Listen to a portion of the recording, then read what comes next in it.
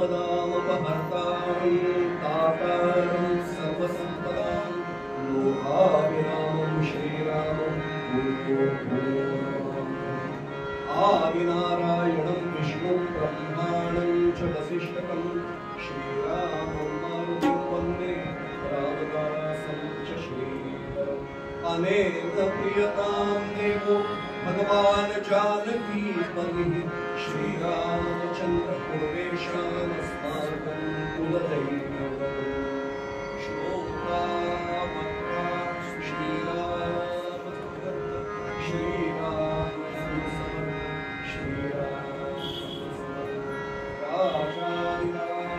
रामचंद्र भगवान की जय।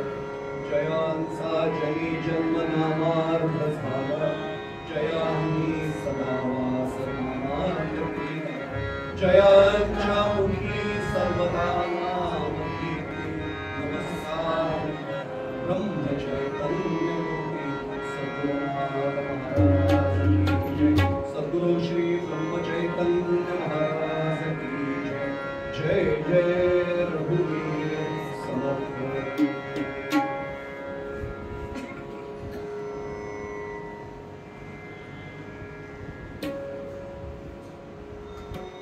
की एकादशी आणि या निमित्तानं श्री ब्रह्मचैतन्य उपासना केंद्र मानपाडा रोड विठ्ठल मंदिर डोंबिवली या ठिकाणी मागच्या वेळी प्रवचन सेवेसाठी एकदा आलो होतो। आज परमभाग्य सद्गुरूंच्याच कृपेने की कीर्तन सेवेला येण्याचं भाग्य मिळालं। या कीर्तन सेवेला उपस्थित असणाऱ्या आपल्यासारख्या समस्त रामस्वरूप मायबाप श्रोत्यांचा प्रथम चरण स्पर्श करतो। माझ्या उभय साथीदारांना वंदन करतो। कृतीने शक्य नसलं तरी मनाने भावाने आपल्या सर्वांच्या चरणी साष्टांग प्रणिपात करतो। प्रत्यक्ष पांडुरंग परमात्म्याला रामचंद्र प्रभूंना आणि सद्गुरू श्री ब्रह्मचैतन्य महाराजांना प्रार्थना करतो की आजची सेवा त्यांनी त्यांच्या चरणी पूर्ण करून घ्या। एक दिवसाची कीर्तन सेवा असली की त्यांना कल्पना आहे 2020 ची मॅच असते। एकाच कीर्तनामध्ये अभंगाचा पूर्वरंग त्याचं निरूपण पूर्ण करावं लागतं। आख्यानही आजच्याच कीर्तनात पूर्ण करावं लागतं। त्यामुळे सगळ्यांना आता सवय झाली आपल्याला लिमिटेड ओव्हरची मॅच खेळायची, तशी लिमिटेड ओव्हरची आजची मॅच। त्यामुळे नमनाला घडाभर तेल अजिबात न घालवता थेट निरूपणाला प्रारंभ करायचा। जो अभंग निवडलाय तो विश्ववंद्य जगद्गुरु संत श्री तुकाराम महाराज यांचा 3 चरणांचा अभंग। अभंगाच्या माध्यमातून आज एकादशी म्हणून अभंग जाणीवपूर्वक निवडलाय। तुकाराम महाराज या अभंगाच्या माध्यमातून आम्हाला सांगतायत, भक्ती आम्ही केली सांडोनी उद्वेग पावलो हे संत सुख याचे सुख झाले आम्हा धरिता याचा संग पळाले उद्वेग सांडोनी। आणि अंतिम चरणात तुकोबाराय आम्हाला त्यांची फलश्रुती सांगतात। तुका म्हणे सुख बहु झाले जीवा तुका म्हणे सुख बहु झाले जीवा करिता या सेवा विठोबाची कुंडलिक वरदा विठ्ठल श्री ज्ञानदेव तुकाराम पंढरीनाथ भगवान की जय। सद्गुरु श्री ब्रह्मचैतन्य महाराज की जय। जय जय रघुवीर समर्थ। 7 दिवस बोललो तरी सुद्धा अभंग कधीच पूर्ण होणार नाही। 3 चरणांचा असला तरी सगळेच व्यासंगी श्रोत्यात म्हणून फक्त 1-2 वैशिष्ट्य आधी सुरुवातीला सांगतो आणि अभंगाच्या डाव्यात शिकायचा प्रयत्न करू। तुकोबांच्या अभंग गाथेमधला सोडून त्या कोणत्याही संतांच्या अभंग गाथेतला अभंग काढून बघा, एकाच अभंगात 3 वेळा सुख शब्द आलाय असा एकही अभंग आपल्याला सापडणार।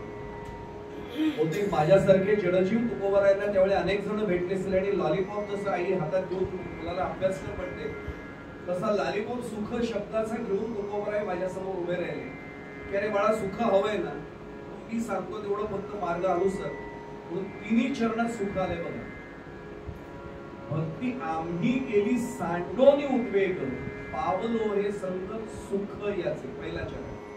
दुसऱ्या चरणाचा प्रारंभच केलाय सुख झाले आम्हा धरिता याचा संत पळाले उद्वेग सांडवली. आणि तिसऱ्या चरणातही पुन्हा सुख शब्द आले. तुका म्हणे सुख बहु झाले जीवा करिता या सेवा विठोबाची. ज्या सुखासाठी धडपड आम्ही करतोय, आपल्याला सगळ्यांना कीर्तन वर्षानुवर्ष पण ऐकताय. आमच्या कीर्तनकारांची वाक्य तुम्हाला पाठ झाली आता की हे धड पडेपर्यंत धडपड सुखासाठी सुरू असते. तर हे धड पडेल अशी धडपड करणाऱ्याला तरी कुठे जाणीव, पण तरी सुद्धा धडपड सुरू आहे. आणि आम्हाला प्रत्यक्ष अनुभूती काय ते करुणाश्री सगळ्यांची पाठ आहे. मी शब्दात फक्त सांगतो, गायकीच्या अंगाने म्हणतच नाही. सुख सुख म्हणत आहे दुःख टाकून आले. आम्ही सुखाचा शोध घेतोय आणि समोर येऊन दुःखच आमच्या समोर काढतोय. भजन सकळ गेले चित्त दुष्टित झाले, अमित मन वळेना हित ते आकळेना, परम कठीण तेही देह बुद्धी गळे. समर्थांनी व्याधीही सांगितली, अडचण सांगितली, समस्या सांगितली, उपाय पण दिला. उपाय एवढा आहे की भजनाकडे वळा आणि देहबुद्धीला सोडा. तुकोबारायांनी नेमकं सुख शब्द 3 वेळा वापरलाय, पण त्यांना सुखाची अनुभूती झालेली आहे म्हणून त्यांना आधी केले मग सांगितले समर्थांच्या भाषेत. आणि अनुभवे आले अंदा ते या जगात येत तसे तुकोबारायांच्या भाषेत. आता जरा आणखीन एक वैशिष्ट्य सांगतो आणि मग अभंगाच्या गाभ्याकडे बोलतो. 2 चरणांमध्ये उद्वेग शब्द आलाय. भक्ती आम्ही केली सांडोनी उद्वेग, आणि दुसऱ्या चरणात उद्वेग शब्द आलाय, पण कुठे आलाय? सुख झाले आम्हा धरिता याचा संग पळाले उद्वेग सांडले. दोन्हीकडे उद्वेग शब्द आहे, पण तुकोबाराय ज्या अर्थी उद्वेग शब्द 2दा वापरतात याचा अर्थ प्रत्येक चरणात वेगळा अर्थ. तुकोबारायांसाठी आम्हा घरी तर शब्दांचीच रत्ने शब्दांचीच शस्त्रे यत्ने करू, शब्दाची आमच्या जीवीचे जीवन शब्दे वाटू धन जन लोका असं म्हणणारे तुकोबाराय. उगाच शब्दांचे प्रयोग नाही करणार. आणि पहिल्या चरणातला उद्वेग शब्द एकवचनी आहे, म्हणजे ज्याला आपण काय म्हणूया, भक्ती आम्ही केली सांडोनी उद्वेग सांडला आणि आम्ही भक्ती केली. आणि दुसऱ्या चरणात तो बहुवचनी पळाले उद्वेग सांडले. आता पहिल्या चरणातला उद्वेग शब्दाचा थोडा अर्थ आणि दुसऱ्या चरणातला थोडा सांगतो आणि मग थेट ज्याला तुकोबारायांचा संदेश काय आपल्याला एकादशीच्या निमित्ताने आपण त्याचं चिंतन करू. पहिल्या चरणातला उद्वेग शब्द आहे ना, तो अपेक्षा केली आणि पूर्ण झाली नाही की येणारा जो वैताग आहे ना त्याला उद्वेग असं म्हणतात. उद्वेग म्हणजे वैताग खरं सांगायचं. आमचे घातबुवा फार छान वाक्य वापरायचे की हवंय, प्रयत्न करतोय आणि मिळत नाही, तेव्हा जो होतो तो वैताग आहे. आणि मिळते तरी नको असं वाटतं म्हणावं, त्याला वैराग्य म्हणायचं. पण आता पुढे जाण्यापूर्वी सांगतो, पळाले उद्वेग सांडून या दुसऱ्या चरणात म्हटले, तिथे अर्थ वेगळा आहे. ते उद्वेग म्हणजे षड रिपुज आहेत, काम क्रोधादी षड विकार. तिथे पळाले उद्वेग सांडून, तसं त्याचं चिंतन आपण करू. थोडस माझ्या डोळ्यासमोर असा नेहमी अभंग हा आल्यानंतर पहिला विचार येतो की सुखासाठीची धडपड सगळ्यांची सुरू आहे आणि प्रयत्न केले की खरं म्हणजे प्राप्त होतं हे विज्ञान सुद्धा आजचं सांगतं. मग सुखासाठीची धडपड सुरू असून सुख का मिळत नाही? मी महाराजांसमोर उभा आहे म्हणून एक सांगतो, जे महाराजांच्या दाखवलेल्या मार्गानुसार अनुसरण करत नामधारक झाले त्यांना सुखाची काही वानवा नाही करत. असे अनेक अधिकारी श्रोते आताही या सभा मंडपात, पण ज्यांना माझ्यासारखी आत्ता सुरुवात आहे, नाही अजून आम्ही जडजीवांच्या स्थितीमध्ये आहोत, त्यांना सुखाची अनुभूतीच आहे. आणि आम्ही विचार करतोय तुम्हाला कसं काय सुख मिळालं, पावलो हे संत सुख याचे म्हणतात. मग चिंतनाला सुरुवात होते की भक्ती केली हा एक भाग झाला, पण ती कशी केली हा त्याचा दुसरा भाग. हे अगदी सोपं करून सांगतो. एक चिंतन मांडताना सांगतो, आपल्याला 3 गोष्टी स्वतःच्या मनाला आपण लहानपणची विचारू बघा. नामधारक होण्याच्या आधी प्रत्येकाला 3 गोष्टी नक्की वाटत होत्या की मी सर्वज्ञ असावं, मला एखादी गोष्ट माहित नाही असं असता कामा नये. मला वाटतं तबलाही वाजवता यावं, मला वाटतं हार्मोनियमही मला वाजवता यावं. सर्वांना सर्व कसं झालेलं. समजा आता रोहित शर्मा इथे आला आणि त्याला सांगितलं तुझी बॅटिंग चांगली पाहिली आम्ही, पण आता जरा तबला वाजव, आमचे तबलजी आज आले नाही. तो म्हणेल पाहिजे तुमची मुलं 4 पाठवा, त्याला बॅटिंग शिकवतो, मला तबला नाही.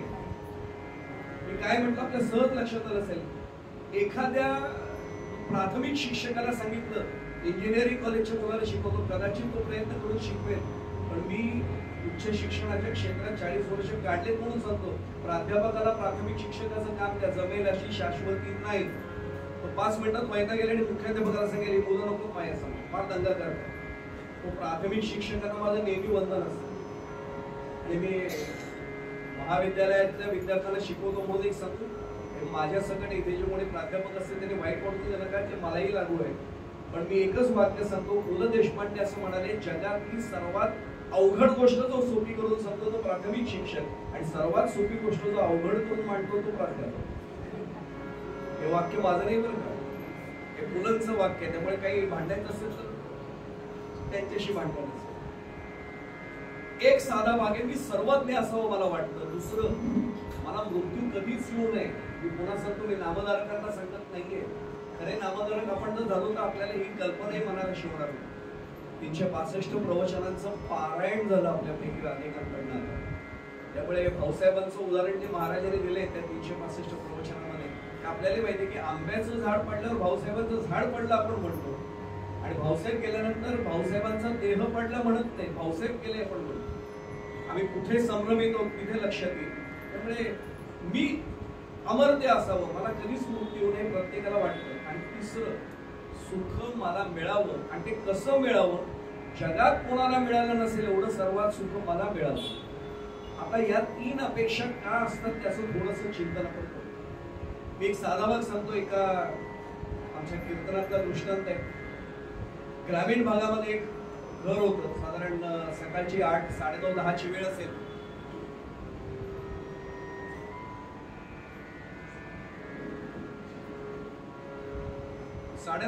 वेळ असेल सकाळची. दरवाजा उघडत असतो, दार घराचे सदैव उघडे, भागवताची ध्वजा फडफडे. ग्रामीण भागात आजही घरं उघडी आहे. मी कर्जत मध्ये राहतो, पूर्वी आमचे घरांचे दरवाजे उघडे असायचे. आता ते काय झालंय, हप्ते भरून भरून आम्ही फ्लॅट झालो, आणि आता दरवाजा लॅच लावल्यानंतर आम्ही ब्लॉक झालो. फ्लॅट आणि ब्लॉक ही 2 नावं होऊन आले. सेफ्टी चेन लावल्याशिवाय दरवाजा अर्थात ते करूही नये, दरवाजा सताड उघडा, कारण आता कोण कसं येईल माहित नाही. पण ग्रामीण भागात दरवाजा सताड उघडा होता, आणि 10, 10:30 घरात कोणी नाही. आजीबाई भाकऱ्या खपत होत्या आणि दरवाज्यावर टकटक झाली. आजीबाईंनी मागे बघितलं पण नाही. आजीबाईंनी एवढं सांगितलं, कोण आहे रे, ये की आतमध्ये. अशीच टकटक झाली, बोलतात ये की आतमध्ये. त्यांनी सांगितलं, आजी मागे वळून बघ. अरे बघायची काय आवश्यकता, ये काम चालू होतं पण बघणार नाही म्हणले. मागे बसायला तुला बघ, ती मोठी खुर्ची आहे, सांभाळून बस जरा. तो म्हटलं, आजी बसायला वेळ नाही, उभे उभेच बोलणार. आज झटकले, मागे बघितलं, कोण उभे उभे बोलायला एवढा काही नाही. माझ्यासारखं नक्की घाबरला असतात. तरी आजी विचारते, अशी असं कोण आहे रे नेमका तू. आजी ओळखलं नाही ओळखलं.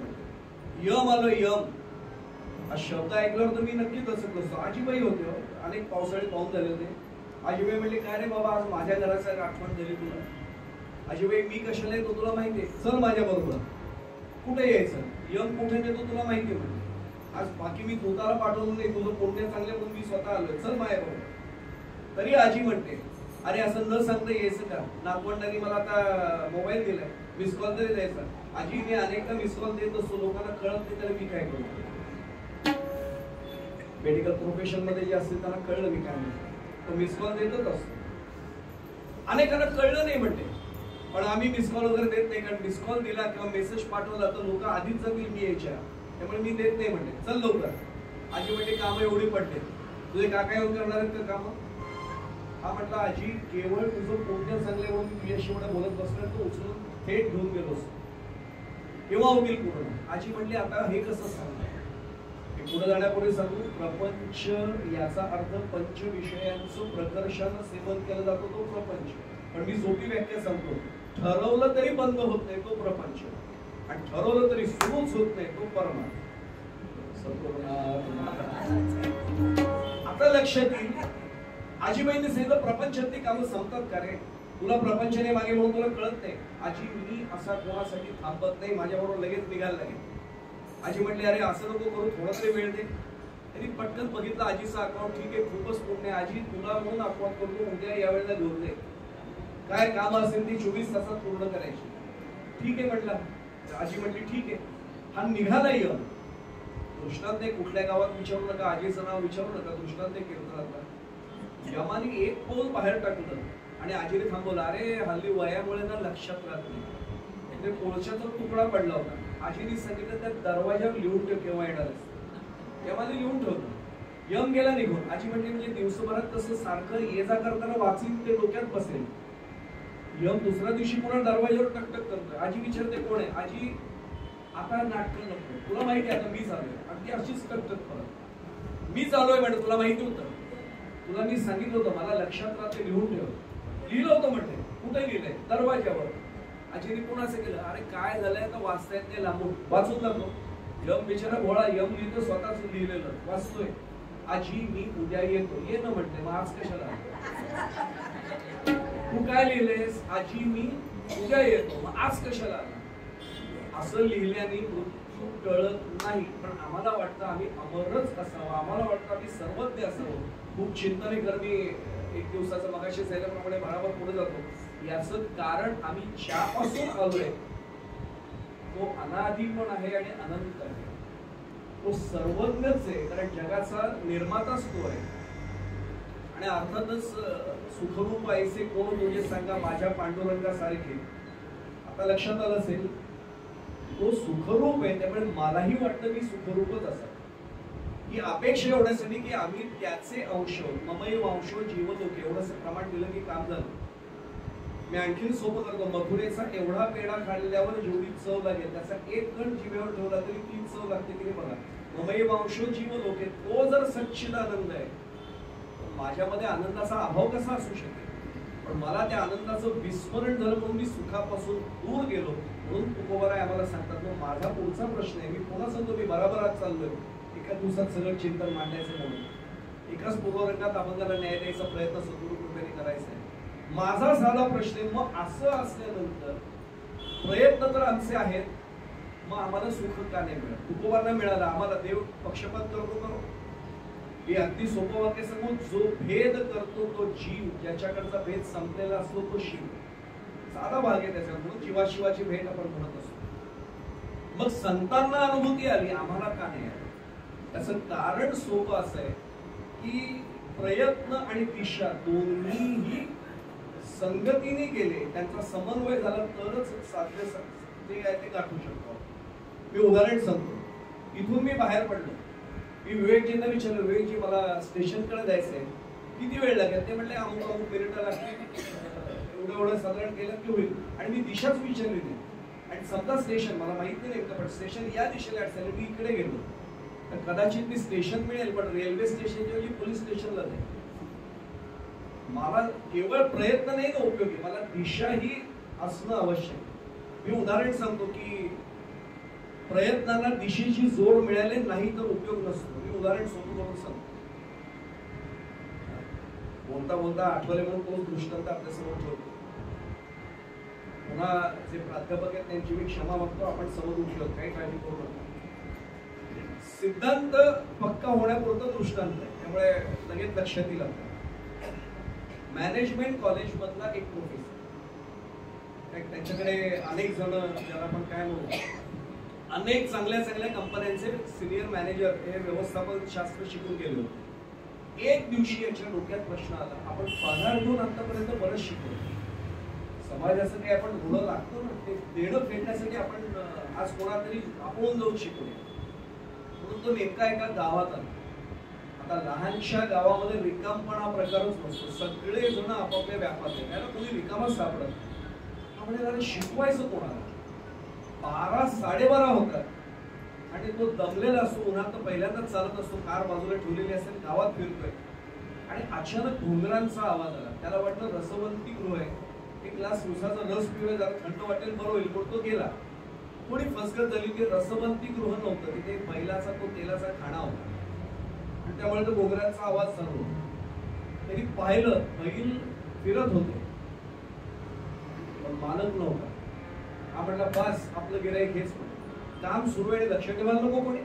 ठीक आहे व्यवस्थापन झालं का म्हटलं मॅनेजमेंट झाली का बाहेरच हाक मारतोय कोण आहे याचा मालक. तो मालक आला. 2 हाका मारल्यावर हाफपॅन्ट होती बंडी होती. हाताला त्या बंडीला सगळीकडे तेलाचे डाग वगैरे होते. त्यांनी त्याला सांगितलं अरे काही तुला काय समजतं का.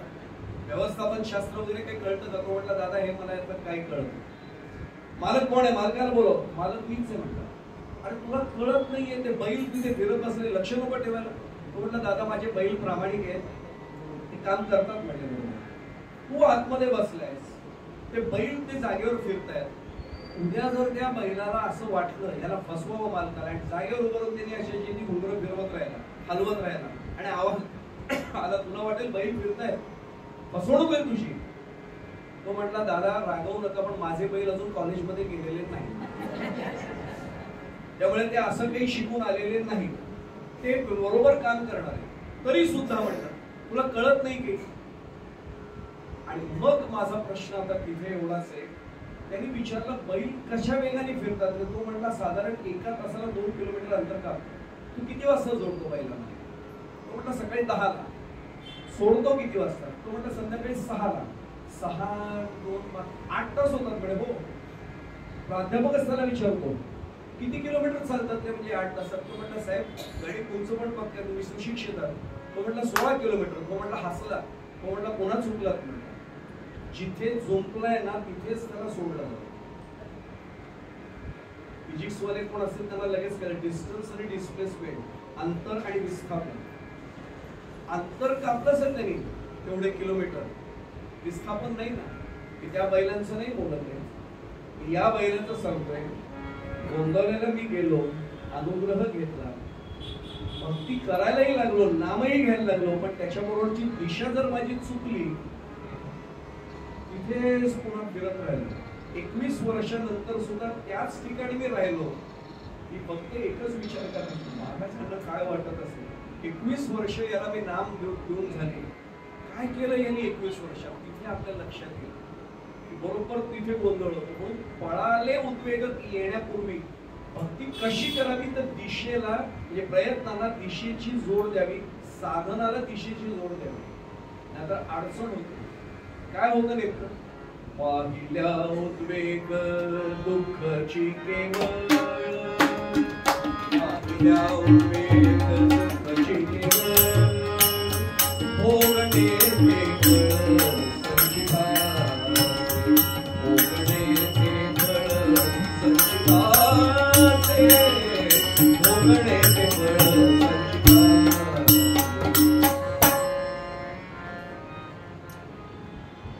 हरिपाठ आत्ताच ऐकला तो आपला, त्यामुळे ती हरिपाठाची चाल पक्की डोक्यात बसली. विवेक जे आहेत तिथे बाजूला, त्यामुळे आता लक्षात येईल की वाहिल्या उद्वेग दुःखची केवळ, म्हणून भक्ती करायची पण सांडोनी उद्वेग. उद्वेगाची दुसरा अर्थ आहे अपेक्षा सोडून दे. आमची नेमकी तशी नसते. मी पुन्हा पुन्हा सांगतो, मी आपल्याला म्हणतच नाही. मी जेव्हा गोंधळात जातो समाधी स्थळी दर्शन घेतल्यानंतर मी महाराजांना फक्त 2-3 कामं सांगतो. महाराज जास्त काही नाही, जरा मुलाच्या नोकरीचं जरा चाललंय, थोडंसं दिलंय, 2-3 ठिकाणी इंटरव्ह्यू कॉल लेटर आलेलं नाही, मुलीसाठी जरा स्थळ बघतोय जरा थोडं, आणि घराची ती लोनची फाईल अडकली, अजून 2 महिने बँकेने काही निर्णय दिले. महाराज बाकी काही मागणार नाही, एवढंच फक्त. आणि मग महाराजांचं वाक्य आठवतं की गोंदवल्यामध्ये मी केशर कस्तुरीचं दुकान काढलंय, पण माझ्याकडे येणारं गिराईक मात्र सहसा हिंगजिऱ्याचंच असतं. ते माझ्याकडे पाहून बोलत असते. हिंगजिराच मागायला येतो, केशर कस्तुरी मागतच नाहीये. महाराजांनी किती ग्वाही द्यावी हो? तुमचा हात तुम्ही माझ्या हातात द्या, मी तो थेट रामांच्या हातात देईल. एवढी ग्वाही दिल्यावर मी मागतोय काय तिथे जाऊन? नेमकं प्रपंचाला लागेल, संसाराला लागेल तेच मागतोय, ज्यातलं सुटका खरी हवी. त्यामुळे वाहिल्या उद्वेग दुःखची केलं. आता लक्षात येईल भक्ती आम्ही केली सांडोनी उद्वेग.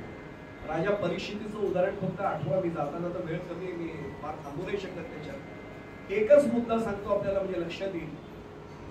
राजा परीक्षिती काय साधना कमी होती तो, सर्वसंग परित्याग झाला होता, पण हरणीच्या पाडसात चांगल्या हेतूने जीव अडकला आणि एक जन्म घ्यावा लागला की नाही. संप्रदायामध्ये कोणी असेल त्यांना प्रमाण पाठ असेल, जडभरत राजा हरणी गर्भा गेला, खाला तो खाताना वासने. भक्ती होती, दिशा प्रयत्नांची थोडी चुकली. एक जाताना सांगू, सद्गुरू आपल्या म्हणजे खरं सांगू ऐसा गुरु मिळणे भाग्य असतं, एवढंच सांगतो मला. काहीतरी आपलं पूर्वसुकृत म्हणून अनुग्रह आपल्याला मिळाला नाही तर मिळाला नसतो. आणि काही वेळा आम्ही इतका मूर्खपणाने वाक्य वापरतो मी ब्रह्मचैतन्य महाराजांना गुरु केले. अरे तू कोण गुरु केले? त्यांनी मला शिष्य करून घेतलं, हे माझं काहीतरी पूर्वसुकृत आहे, हा त्यातला महत्वाचा भाग. आपण नाही त्यांना गुरु केलं, त्यांनी आपल्याला शिष्यत्व बहाल केलं, आपल्याला आशीर्वाद दिला. आणि अनुग्रह म्हणजे काय हेही मी अनेकदा सांगतो, त्याच्या जड व्याख्या काही सोडून द्यावं. या ब्रह्मापेक्षा तू अणुमात्रही वेगळा नाहीस असा ग्रह, शाब्दिक नव्हे अनुभूतीच्या पातळीवर जे माझे करून देतात ते मला अनुग्रह देतात. आणि ज्यांच्या समोर उभं राहिल्यावर मी लघु आहे लक्षात येतात ते माझे गुरु असतात. हा त्यातला एक महत्वाचा भाग आहे. मी एवढ्यासाठी सांगतोय, वाल्या कोळी फक्त आठवा. सगळ्यांना माहिती उदाहरण म्हणून मी त्याच्यात अडकत नाही. प्रयत्नही नव्हते आणि दिशाही चुकलेली होती, पण नारद मुनी, देवर्षी नारद मुनी या गादीचे स्वामी गेले, नाम दिलं फक्त, भक्तीही मिळाली, म्हणजे प्रयत्न साधनाही मिळाली आणि त्याला दिशाही योग्य मिळाली. आणि किती अधिकार मिळाला पूर्णपणाने, म्हणजे कोळीयाची कीर्ती वाढली, गहन केले रामायण रामायण. प्रभू रामचंद्र महाविष्णूंचा अवतार होते, पण त्यांना स्वातंत्र्य नव्हतं, सामर्थ्य होतं. जसं लिहिले तसंच वागावं लागलं.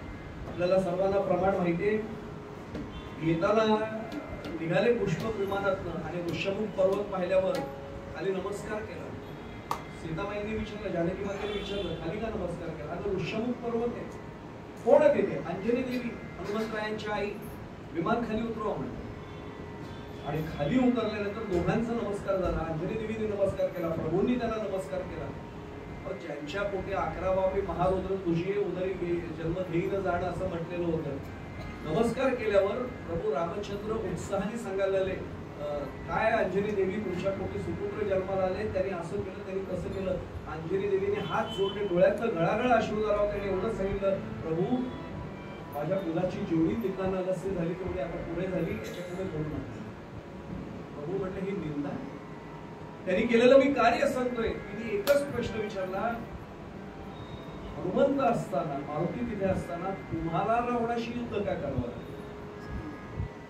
कारण सद्गुणशाली अक्षय दृढतनु सुतदे मला महादेवा, रघुकुल मंडळ सीतापतीची त्याला घडो सदा सेवा.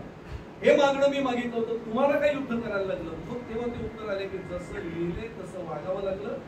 रावणाचं वध माझ्या हातनं व्हावं असं विधी लिखित होतं, म्हणून त्यांनी केलं नाही, मी केलेलं होतं. इथपर्यंत आपल्या लक्षात आलं.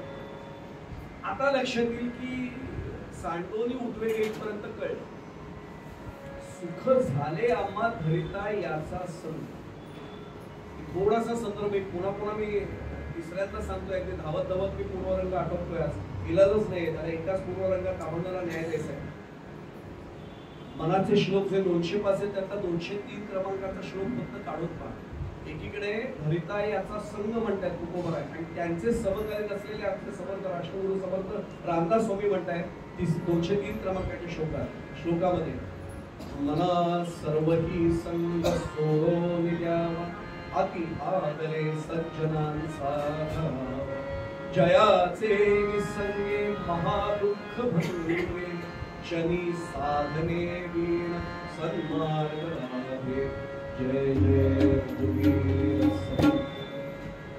एकीकडे मना सर्वही संग सोडून द्यावा असं समर्थ सांगताय, आणि तुकोबराय मात्र सांगताय सुख झाले आम्हा धरिता याचा संग. आणि मग घडलं काय? पळाले उद्वेग सांडोनी. पळाले उद्वेग सांडोनी याचंही प्रमाण आहे बरं का. की त्याला काय मग उद्वेग म्हणजे मगाशी झालं काम क्रोध असे षड विकार ते निघून गेले. हे गेले तरच पांडुरंग परमात्मा आत येतो बरं का. तुका म्हणे देह भरिला विठ्ठले,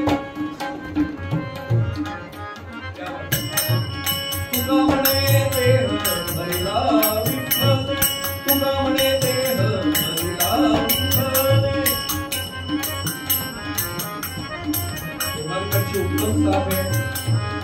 त्यामुळे घरात ठरवलं होतं एकच दिवसाचा पूर्वरंग असल्यामुळे बरोबर फार घ्यायची पूर्वरंग. तुका म्हणे देह भरिला विठ्ठले, काम क्रोधे केले हरिते, काम क्रोधे केले हरिते. तुका म्हणे देह भरिला विठ्ठले,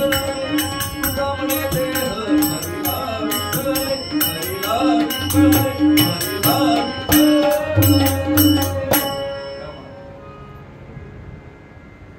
म्हणे देह भरिला विठ्ठले काम क्रोधे केले करणे. अहो कुंभमेळ्याहून आता कोणी आले आणि मला सांगितलं बुवा पाटलीने एक पटकन गंगाजल तुम्हाला पण थोडस आणलंय तीर्थप्रसाद म्हणून, आणि माझ्याकडे समजा आधी घरातलं पाणी असेल तर मला काय करावं लागेल? ती बाटली रिकामी करावी लागेल, आतलं पाणी टाकावं लागेल, मग त्याच्यात गंगाजल ठेवता येईल. पांडुरंग परमात्म्याने या देहामध्ये राहावं असं जर वाटत असेल तर काम क्रोधादी षड्विकाराने हा जो देह भरलेला आहे तो रिकामा नको करायला. म्हणून त्याचा संग केव्हा घडला? पळाले उद्वेग आपोआप किंवा सांडोरी या दोन्ही पाठवे व्यक्तीने ते लक्षात. मी फक्त एक मुद्दा मांडतो उरलेल्या थोडा वेळात, लक्ष घड्याळाकडे आहे त्यामुळे थोडं धावत धावत चालतो. भक्ती आम्ही केली असं तुकोबाराय सांगतात आणि त्यांना सुख मिळालं. आज अमलकी एकादशी आहे, श्री विष्णूंची एकादशी खास मानली जाते. आवळ्याचं महत्व आपल्या सर्वांना माहिती आहे. आम्ही वस्तालो, मी आपल्याला म्हणत नाही, आम्ही पांडुरंगाला सुद्धा आवळा देऊन कोहळा मागत असतो त्याच्याकडे जाऊन. आमची अमलकी एकादशीच वेगळी आहे, त्याला काय करणार? देतो एवढंच आणि मागतो मात्र भरपूर. तो मात्र एवढा उदार आहे, उदार तो हरी ऐसी किंवा ज्याची कीर्ती चराचरी आपल्याला सर्वांना माहिती आहे. आता माझा मुद्दा असा आहे, भक्ती त्यांनी केल्यावर त्यांना हे सर्व फळ मिळालं. आम्हाला अजून हा अनुभव काय येत नाही. आम्हाला का वाटत नाही की महाराज आमच्यात आहेत, रामराय माझ्यात भरलेला आहे, पांडुरंग परमात्मा माझ्यात भरलेला आहे, अजून जाणवत नाही. याचं नेमकं कारण काय?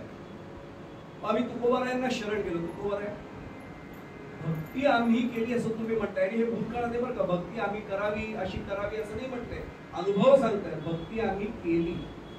तुकोबाराय कशाला म्हणायचं भक्ती? आम्हाला समजेल अशा भाषेत जरा सांगता का? त्यांनी सांगितलं, अरे नारदांची भक्ती सूत्र नाही, एवढं जड नका सांगू, आम्हाला सोपं करून सांगा. पण त्यांनी पाहिलं की हा बुवा अगदी जडबुद्धीचा आहे, म्हणून त्यांनी काय सांगितलं, अरे तुला एवढी जडबुद्धी आहे तर एक काम करतो, पूर्ण अभंग पण नको, अभंगाचा एक चरण पण नको, चरणाचा अर्धा भाग कळून घे, तुला भक्ती कळेल. म्हटलं मग हा तुकोबाराय हे सोपं आहे, मग एवढं सांगा. आणि तुकोबारायांनी एवढंच सांगितलं, भक्ती ते नमन वैराग्य तो पुढचं नको आपल्याला, वैराग्य तो त्याग, भक्ती ते नमन. अरे वा म्हटलं, हे सोपं आहे. तुकोबाराय हसले, म्हटले जरा चिंतन करतो. पुन्हा पुन्हा सांगतोय शब्द तुकोबांचे आहेत. भक्ती ते नमन म्हणजे नमस्कार. ऐकायला सोपा वाटतो, खरंच नमस्कार आणि नमन हे सोपं आहे का? नमन घडावं असं जर वाटत असेल तर दोन गोष्टींचा विसर पडावा लागतो. एक मी कोण आहे, माझ्या स्थितीचा विसर पडल्याशिवाय नमन घडत नाही. मला उगाच वाटलं लागतं कीर्तनकार आहे, प्रवचनकार आहे, अमुक आहे तमुक आहे, माझा बंगला आहे, माझी अशी इस्टेट आहे, मग समोरच्याशी माझी तुलना सुरू होते. अहो बाकी सोडून त्या वय पण अडवं येतं नाही. वारी ज्यांनी केले त्यांना कळेल बरं का. लहान बाळाला तरी माऊली माऊली म्हणून आपण पाया पडतो, काही नाही केले. गोंदवले जाऊन पाहा ना, पंढरीच्या लोकांनाही अभिमान, पाया पडती जण एक एकमेका. आता लक्षात येईल. मग भक्ती ते नमन म्हटल्यानंतर एवढा नमस्कार सोपा आहे का? तिथेही आमच्याकडे आडवं होतो, तो अहंकार आडवला आहे. मनसुख रामदास हे मनसुख म्हणून उत्तम कीर्तनकार वारकरी संप्रदायातले होते.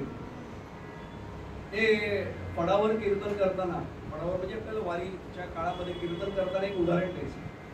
ते सगळ्यांना सांगायचे, माता भगिनींनो तुम्ही शांत बसा, मी फक्त माझ्या बंधुवर्गाला विचारतो, तुम्ही म्हणे पोळ्या म्हणा, चपात्या म्हणा लाटतात ते नाही घरी?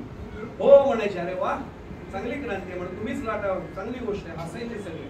कशाने लाटतात रे म्हणे? हाताने लाटतात का? सगळे म्हणायचे नाही, लाटण्याने. मग आता लाटणं बघितलं असेल म्हणे सगळ्यांनी, घरात आहे? हो म्हणायचे. मग आता लाटणं कसं बघा, दोन्ही बाजूला जाड, मध्ये निमुळतं. सगळे म्हणायचे नाही नाही महाराज, दोन टोकाला निमुळतं, मध्ये जाड, तोपर्यंत हे असे उभे राहायचे. आणि मग एवढंच म्हणायचे, त्यांच्या भाषेत सांगतो की त्या लाटण्याबद्दल नाही बोलून राहिलो, हे लाटणं बघा म्हणजे दोन्ही बाजूला निमुळतं, मध्येच जाड. आणि इथे अहंकाराने जाडपणा आल्यामुळे वाक्य कशाला. आणि मग आपल्याला प्रमाण एक एक आठवत जातात. तिळ मात्र जरी होय अभिमान, मेरूत समान भारत. काय वाटत असेल सद्गुरूंना, मी जर नमस्कार सुद्धा करायला वाटत नाहीये. बाकी सोडून द्या, आपण सुदैवाने आपल्याला सद्गुरूंची खरंच कृपा आहे. मी कर्जतला आमच्याकडे कपालेश्वर मंदिर आहे, मी अनेकांना पाहतो नमस्कार करताना आधी बघतात कोणी आपल्याला बघत नाही आणि असं करतात, अरे वारा येतोयस का नमस्कार करतो, नीट देवाकडे बघ तरी कर. आणि मी एक सांगू आपल्याला, जिथे जायला लाज वाटावी तिथे उघड माथ्याने जाणारे लोक आहेत आणि देवळासमोर नमस्कार करायला लाज वाटते आम्हाला. त्यामुळे नमन सोपं आहे असं समजू नका, पण तुकोबांचा शब्द आहे. मी पुन्हा सांगतो, घड्याळ बघा, मी लगेच पुढे जातो.